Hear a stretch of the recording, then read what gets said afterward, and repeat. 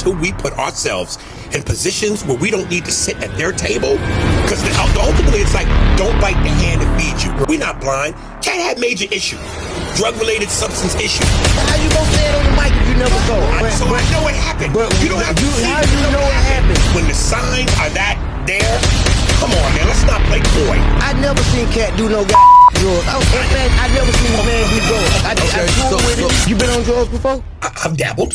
In my last video, somebody pointed out to me that Aries Spears is actually not from New York, and they told me that I actually need to do my research. And I just want to say, anybody that's ever done research on Aries Spears, can you come here right quick. Turn around. Let me see the back of your head. Anytime Aries Spears get into a verbal altercation, you know, like with his track record online, like people tend to think that it's going to be a physical altercation. And now, we have never seen Aries Spears on the offense, but I will tell you his defense is impeccable. I mean, he remind me of Winky Wright. Man, so Williams barely got a glove. He barely got a glove on that boy. Can you imagine if that fight would have went for 10 more rounds? Who you think would have won? Well, go ahead and warn y'all, man. This talk about the roast is long, right? But it's confrontational. Like, cause Shawty like really on his top, bro. I feel like Shawty really ain't, he really won't feeling Aries Spears off the jump. Then he gonna bring up Katt Williams and imply, not even imply, he gonna say that Katt Williams is doing drugs. Hart Roast, man. You know, listen, man, my allegiance, it's kind of twofold. Because on one end, you know, it's kind of like I'm going to take a page out of Chappelle's book. You know, when Kramer, the dude from Seinfeld, got in that trouble. Yeah. And Dave said, as I looked at that, there's part of me that's the comedian, and there's part of me as a black man. So, you know, the black man in me was like, yo, that's messed up. But the comedian was like, yo, he's just having a bad set. So, you know, kind of with the Kevin Hart thing, I'm like, as a comedian, listen, man, it's a roast. It's what it is. And if your allegiance to this badge that we wear called comedy is everything it's supposed to be, it is a roast. If you don't like it, if it ain't your cup of tea, then it ain't for you. Now, as from a black man perspective, I can understand why it would ruffle some feathers. Mm-hmm. But at the same time, you know, jokes was made about Charlie Kirk, who's white folks' hero. You know what I mean? So I can't sit here in front. So if you all is fair in love and war. If you was in Kevin Hart's situation as being a comedian, you would allow a special to be produced, and you would allow jokes in to ride off the culture or off your people's back in order to make $1. But for comedians, comedy is the culture. Not when it gets to racism, man. That one has nothing. I'm a comedian, full-fledged. One has nothing to do with the other. It has nothing to do with the other. So you saying you will sit in a comedy club or on a production and let a white person just go and annihilate us? What I would do is, unlike what Kevin did, was make sure that the writing staff wasn't completely white. But even if you were to somehow make sure that it was predominantly black with a couple of whites or a 50-50, at the end of the day, every writer's job is to service what the assignment is. Okay. So even if you have all black, like a 90-10 percentage black writers, if some of them white writers come up with jokes that are deemed hilarious, that's the assignment. That is. So are you willing to produce a special which is racist to our culture and be a part of it, knowing it's gonna ride off the back of our pain? Because that's what's happened. Well, first of all, you don't know what the jokes are until you hear them. You know what I'm saying? On that dais, when them comedians write them jokes and they do them, unless they themselves, like Shane Gillis, called Cheryl Underwood to go, is this okay? Unless you do that, which you don't have to do. Right. You don't know what's going to be said till it's said. See, that's that part. But then I noticed that, you know, it's something you said. When you know it, you know, like you said, this is the culture is comedy, right? And I want to ask you this, because I like Kevin Hart. You know what I'm saying? You know, I'm not as crazy about his work as I was when he was first popping, and that's okay. That's how life works. It's called subjectivity. Yeah, right. And you live, you learn, you grow, and you grow apart. Sometimes it's okay, but outside of this moment of, like Shawty said, using that pain to get a reaction out of the culture, because outside of this, what else from that comedy special, made the culture feel like they need to tune in? I mean, it was good. Some parts of it was good. I liked it, some of the stuff, but certain parts, like what we're talking about, is what I did not appreciate, right? And I tried to look at it from a point where I was like, well, it's comedy. Then I was like, but I think this is put there because this is what's going to jolt something in us. We see it appears to be he's been having some issues with his production company, not regular people issues.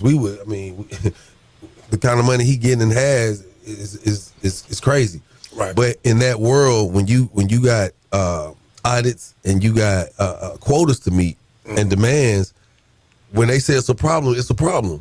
So I feel like they use this because now we're talking about it. Because had this not been going on, we'd be talking about the special right now.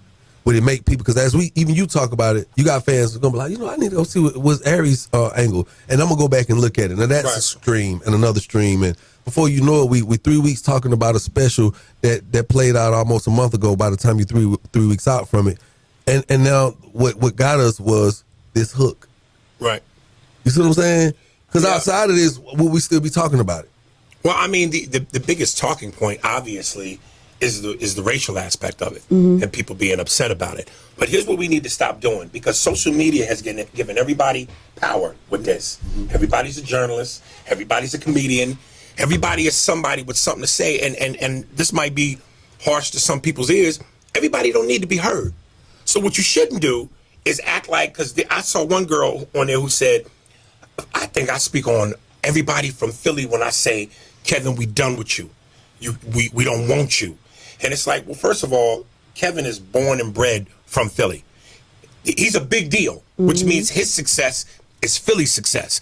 Now, just say that you're done with him, because to somehow believe that you represent an entire major conglomerate known as the city of Philly, that everybody's done with him, is ridiculous. Right. Everybody's got to stop thinking that just because you get out the water at the beach, the sea level changes. That man is worth $500 million, which means that if he go back to Philly tomorrow and do a concert, I guarantee you it's sold out. If however many people will say, I'm not going, there's going to be just as many people going, I am going. Yeah. For the very same reason you not. For sure. That's special. For sure. So it just seems to me that comedy is very subjective, and it's only when people are emotionally charged in some way that they disagree with whatever the comedy is, whether it's racial or sexuality or whatever it may be. So it is very subjective. Like, honestly, I think that it was fair all the way around. They made slave jokes about Kevin Hart. They made jokes about his dead parents. Like, Listen, But that's Kevin. That ain't got nothing to do with George Floyd, the family, or the movement, and the stuff that was created out of this, which black people rioted for this, man. Like, if we allow these networks to go in and tear us down like this, and to have us up there cooning. Because it sounds, when he's explaining it, it sounds like when you say he got the hand of the Netflix man up his ass, he's talking because he's trying to justify what happened in the roast when that was to our people. Man, I'm standing up for my people. Ain't no check, no nothing. Yeah, but we picking selective sides now, because while you want to sit down Kevin for whether you think cooning or selling out or whatever title you want to give it, and you uppraising Katt, let's not forget, and this is not me trying to take slander to Katt, wanting to beef with Katt, because it ain't got nothing to do with a fear factor. But for a long time, come on, we not stupid, we not blind. Katt had major issues.